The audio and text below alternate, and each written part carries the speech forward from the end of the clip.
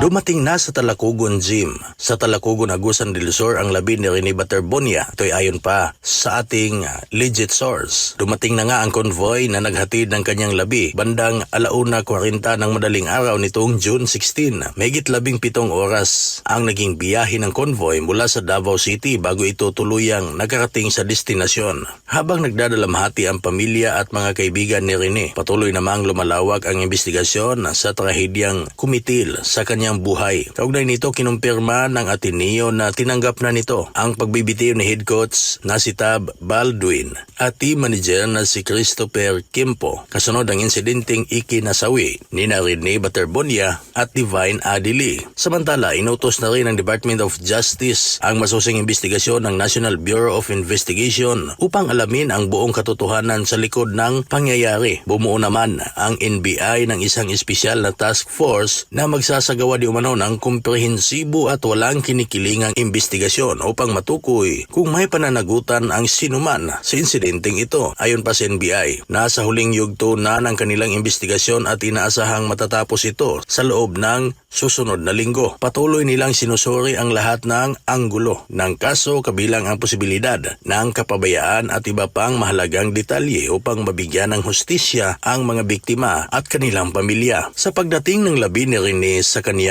bayan, emosyonal naman ang pagtanggap ng kaniyang mga mahal sa buhay at mga kababayan. Marami ang nag-aabang hanggang madaling araw upang masaksihan ang kaniyang pag-uwi. Para sa kanyang pamilya, hindi lamang ito panahon ng pagluluksa kundi panahon din ng paghahanap ng kasagutan sa mga tanong na hanggang ngayon ay naghihintay ng malinaw na sagot. Patuloy namang nananawagan ng hustisya ang pamilya ni Rene habang hinihintay ang resulta ng isinasagawang investigasyon. Sa ngayon, ang buong komunidad ng Talakugon ay nakikiisa sa pagdadalamhati at panalangin para sa kapayapaan ng kanyang kaluluwa. Muli, dumating sa Talakugon Gym sa Talakugon, Agusan del Sur ang labi ni Rene Baterbonia matapos ang mahigit 17 oras na biyahe mula sa Davao City. Habang nagpapatuloy ang kanyang huling pamamaalam, umaasa ang marami na mabibigyang linaw ang lahat ng pangyayari at makamit ang hustisya para kay Rene Baterbonia. Kartikulo, ikaw anong komento mo sa video natin ngayon? Pwede ka mag-comment sa comment section. At kung napadaan lang sa iyo ang video ito, palike, comment and share at huwag kalimutang mag-subscribe sa Artikulo. Maraming salamat.